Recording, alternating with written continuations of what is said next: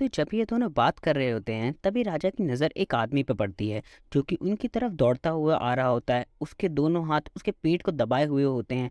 उसके हाथों में खून होता है क्योंकि वो आदमी बहुत ही ज़्यादा घायल होता है। वो राजा के पास आने के बाद ज़मीन पे बिल्कुल ही गिर जाता है और फिर वो पानी की मांग करता है।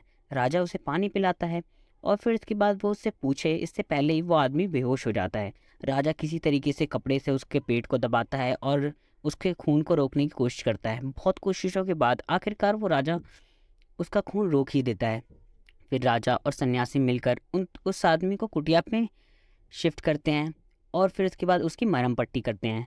वो आदमी सो जाता है और फिर सुबह जब उठता है तो उसकी नज़र राजा पे पड़ती है जो कि उसके बगल में सोया हुआ होता है। राजा की भी नज़र खुल जाती है और फिर वो आदमी पूरी कहानी बताता है कि किस तरीके से वो आदमी राजा को मारने आया हुआ होता है, क्योंकि उसे पता चलता है कि राजा एक गरीब इंसान का रूप लिए हुए सन्यासी से मिलने आया होता है। लेकिन रास्ते में राजा के सोल्जर्स उसे मिल जाते हैं और वो उसे घायल कर देते हैं। वो किसी तरीके से जान बचाकर उनसे वापस आता है और राजा ने उसकी जान बचा ली। तो ये सुन के राजा बहुत ही ज़्यादा हैरान हो जाता है और पूछता है कि तुम मुझे क्यों मारना चाहते हो। फिर उस आदमी ने पूरी कहानी बताई कि किस तरीके से अनजाने में राजा ने उसकी ज़मीनें हथिया ली, उसके कुछ लोगों को मार भी दिया, लेकिन राजा ने उसकी जान बचाई हुई होती है। तो वो आदमी जो है राजा के एहसानों तले दबा होता है। तो वो कहता है कि हे राजा, मैं आपसे आपकी ग़ुलामी करूँगा, मेरे बच्चे भी आपकी ग़ुलामी करेंगे, आप मुझे अपना दास रख लीजिए। ये बात सुन के राजा बहुत ही ज़्यादा खुश हो जाता है। राजा उसे बोलता है कि मैं तुम्हारी सारी ज़मीनें वापस कर दूंगा और जो भी मेरे मेरे से अनजाने में हुआ उसके लिए मुझे माफ़ कर दो।